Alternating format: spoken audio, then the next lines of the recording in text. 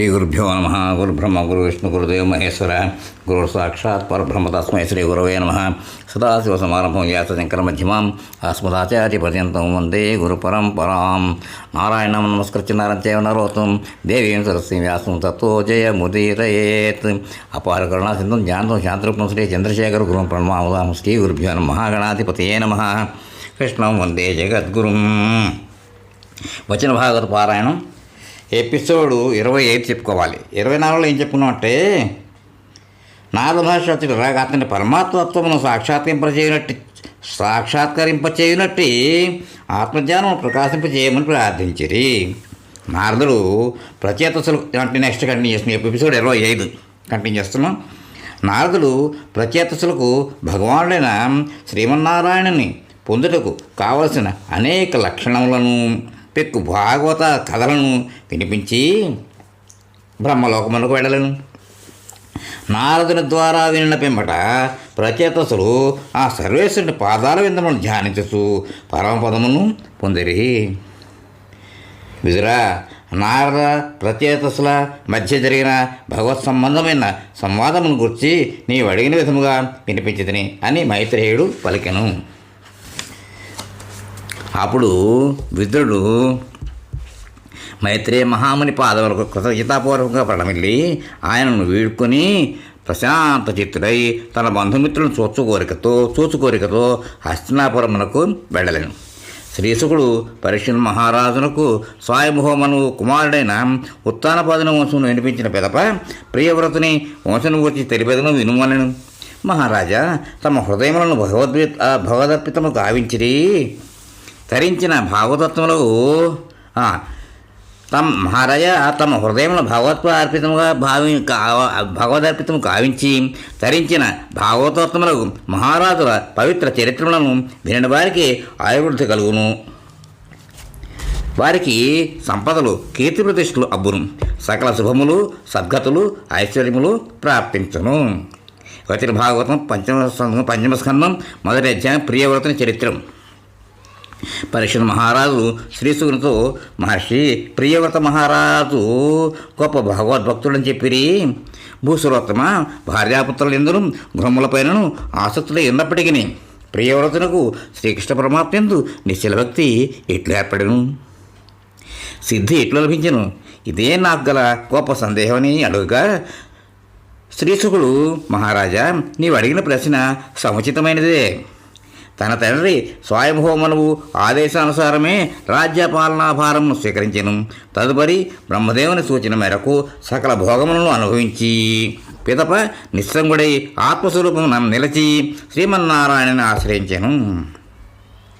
ప్రియవ్రతునకు బర్హిష్మతి అను భార్యందు 10 మంది కుమారులు, ఊర్జస్వతి అను కుమార్తె కలిగిరి.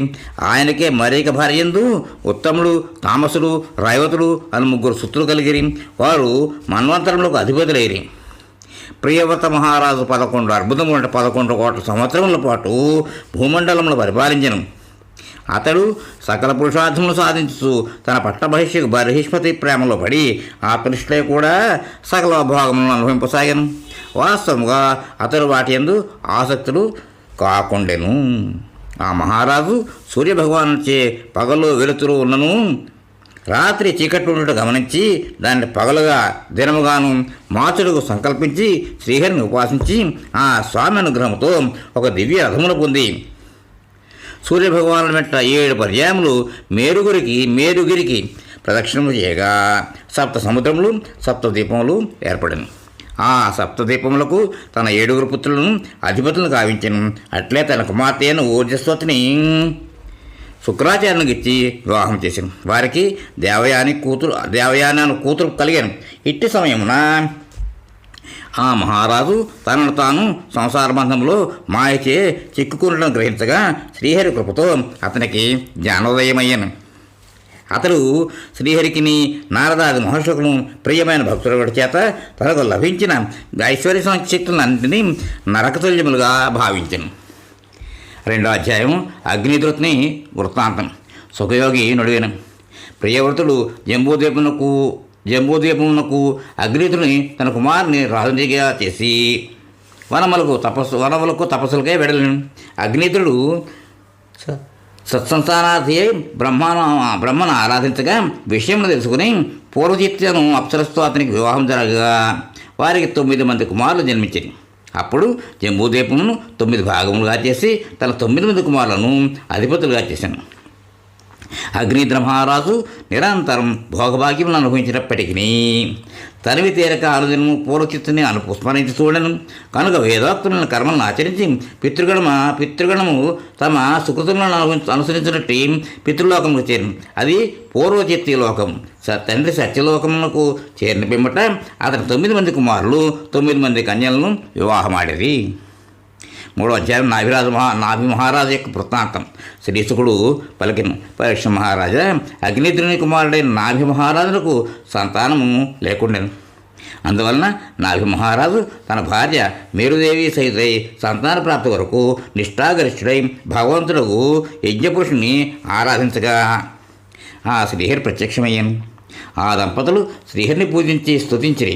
ఋత్విజులు కూడా ఇట్లు స్తుతించిరి, పురుషోత్తమా, నీవు మాకు పరమ పూజ్యుడువు, కానీ నేను ఎట్లు పూజ పోలను మేము ఎరుగము, కావున నీకు పదే పదే నమస్కరించు అని అనేక విధములుగా స్తుతించగా పరాత్పరుడైన శ్రీహరి కరుణాళువై వారితో ఇట్లు వచించను. శ్రీ భగవానుడు పలికిన, మహర్షులారా, మీరందరూ సత్యవాదులు కనుక మీ మాటలు పొల్లు కారాదు. మీరు కోరిన విధముగా నాభి మహారాజు గృహంన నేనే స్వయంగా నా వంశతో అవతరించదును అంతే అని మేరు మహాదేవి వినుతుండగా వాగ్దానం నడిచి అంతర్హితుడయ్యను. సత్వగుణ ప్రధానమైన తలుముతో అవతరించాను. దిగంబరులైన సన్యాసులు ఓర్ధులైన మూల ధర్మములను ఆవిష్కరింపచేయుటయే ఆ అవతారం యొక్క పరమ లక్ష్యము. 4వ అధ్యాయం వృషభదేవుని రాజ్యపాలన. శ్రీశుకుడు నుడివెను, పరీక్ష మహారాజా, నాభి మహారాజు కుమారునికి వృషభుడు అంటే శ్రేష్ఠుడు అని నామకరణం చేసి యుక్త వయస్సు రాగానే అతన్ని పట్టాభిషిక్తుని చేసి తన భార్య మేరుదేవితో కూడి బద్రికాశ్రమంలోకి వెళ్ళి వాసుదేవుని ఆరాధించి జీవన్ముక్తుడు అయ్యాను. నాభి మహారాజు వల్ల ఉదార కర్మలను ఆచరించిన వాడు మరొకడు లేడు. అందుచేతనే శ్రీ మహావిష్ణువు అతనికి పుత్రుడిగా జన్మించిన. వృషభదేవునకు బాల్యమునందే కలిగిన అఖండ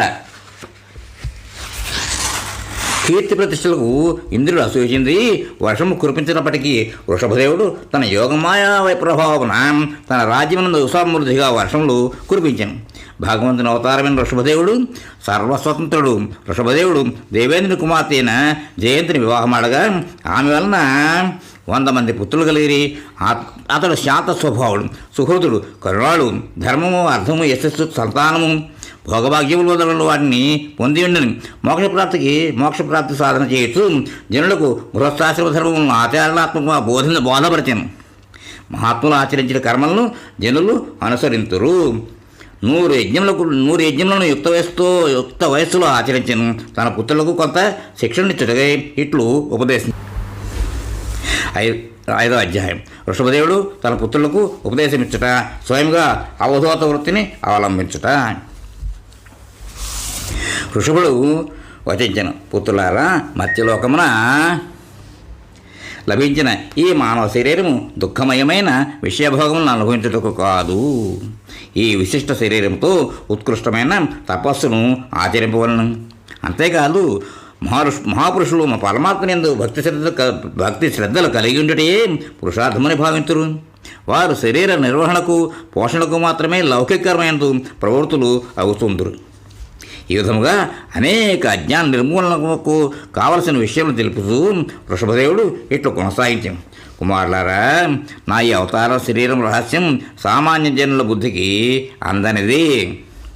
నా హృదయము శుద్ధసత్వమయము, అది ధర్మమునకు నిలయం. నేను అధర్మమును వెనుకగా నెట్టివేసి తిని, అందువలన ఆర్యులు నన్ను వృషభుడు అంటే శ్రేష్ఠుడు అని పేర్కొన్నది. మీరందరూ శుద్ధ సత్వమయమైన నా హృదయం నుండి పుట్టిదిరి కనుక మీరందరూ మీకు అగ్రజుడైన భర్తని ఎట్టి మాత్సర్యం లేకుండా సేవింపుడు. అతన్ని సేవించినతో నన్ను సేవించినట్లేగును. పుత్రులారా, సకల చరాచర ప్రాణులను మీ స్వరూపములుగానే భావించి పవిత్రమైన అంతఃకరణతో నిరంతరము వీటిని సేవింపుడు. సమస్త ఇంద్రియముల ద్వారా జరు కార్యములు అన్నింటినీ నేరుగా భగవదారాధన కొరకే వినియోగింపుడు. అదే అర్థమైన ఫలముగా ఎరుగుడు. అట్లు చేయని పురుషుడు మహామోహమనడి మృత్యుపాసమునండి ఏ విధముగాను తప్పించుకొనజాలడు. శ్రీశుకుడు వచించను, మహారాజా, వృషభదేవుడు తన కుమారులు అన్ని విధముల సుశిక్షితులైన ఉన్నప్పటికీ లోకులకు సన్మార్గము నిర్దేశించటకై ఇట్లు ఉపదేశించను. తన పెద్ద కుమారుడైన భరతుని పట్టాభిషిక్తుని గావించి సకల ప్రాణులతో అంతర్యామి ఉన్న వాసుదేవునకును తన ఆత్మస్వరూపమునకును ఎట్టి భేదము లేకుండా మసలు కొనుతూ ఉండేను. అతడు సకల పురుషార్థములను సాధించను. అన్ని సిద్ధులు ఆయనకు వశమైనప్పటికీ ఆయన మనస్సులో వాటికి ఏమాత్రము ఆదరము లేకుండెను. ఇక్కడితో ఈ ఎపిసోడ్ విరామం ఇద్దాం, తర్వాత కంటిన్యూ చేద్దాం. స్వస్తి.